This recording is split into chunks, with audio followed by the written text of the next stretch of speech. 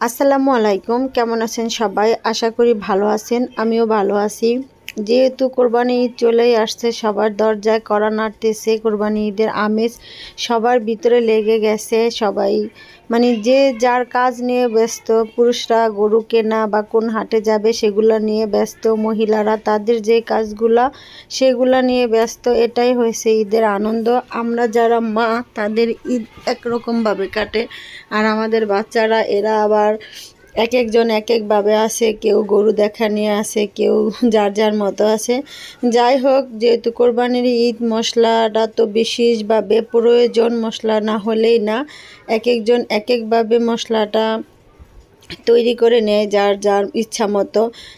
গ্রামে আগে আমাদের মাকে বা মা চাচিদেরকে দেখতাম, ওনারা শুধু জিরা লং এলাচ এগুলোই গুঁড়া করে নিত। এখন তো আমরা বিভিন্ন রকমের সব মশলা, বাজারে অনেক অনেক মশলা পাওয়া যায়, সব একসাথে করে আমরা ট্রাই করি একটা মশলা করার জন্য। সেজন্য আজকে আমি সব সময় বেশিরভাগ সময় আমি নর্মালি তো এই মশলাটা তৈরি করি, বিশেষ করে কোরবানি ঈদের সময় বেশি তৈরিই করি। সব মশলা আমি একসাথে নিয়ে নিছি।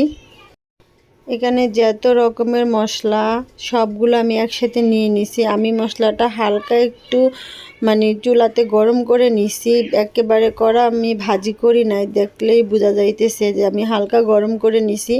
এটা যেহেতু এখন গ্যাসের সমস্যা না থাকলে আমি এটা চুলার নিচ থেকেই গরম করে নিতাম।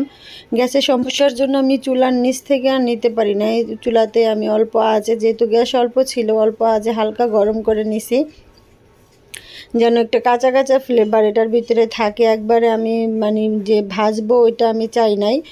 এখন হালকা গুঁড়া করার পরে এটা আমি ব্লেন্ডার করে নিছি। এখানে আমার আরেকটু ব্লেন্ডার করতে হবে, যেহেতু মশলাগুলো আমার একেবারে ভাজা না, সেহেতু গুঁড়া একটু করতে অনেক সময় নিয়ে করতে হবে। আর এটা অনেক সময় নিয়ে করলে একেবারে ফিনিশিং হয়ে যাবে, সমস্যা নাই। আমার এটা পুরো গুঁড়া করা হয়ে গেছে। এখন আমি একটা বলে ঢেলে নিছি, যেহেতু গরম মশলা ব্লেন্ডারে গুঁড়ো করছি, এখন অনেকটা গরম আছে, একটু ঠান্ডা করে তারপরে একে আমি একটা ডিব্বার ভিতরে ভরে রাখবো। এই মশলাটা আমার মনে হয় অনেকেই গরম তৈরি করে কোরবানি ঈদের আগে। আমার কাছে খুবই ভালো লাগে। আর এবার আমার অনেকটা মশলা মিসিং হয়েছে।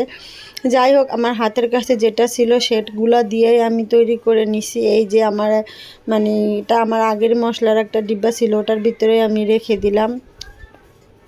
অনেকটা গুঁড়াই হয়েছে, হয়তো আমি আরও কিছু যে জিনিসপত্র দিতে পারলে এটা আমার আরও একটু ভালো হতো। যাই হোক, সবাই যে যার যার মতো করে আমি আমার মতো করলাম। সবাই ভালো থাকবেন। আজকে এই পর্যন্ত। আল্লাহ।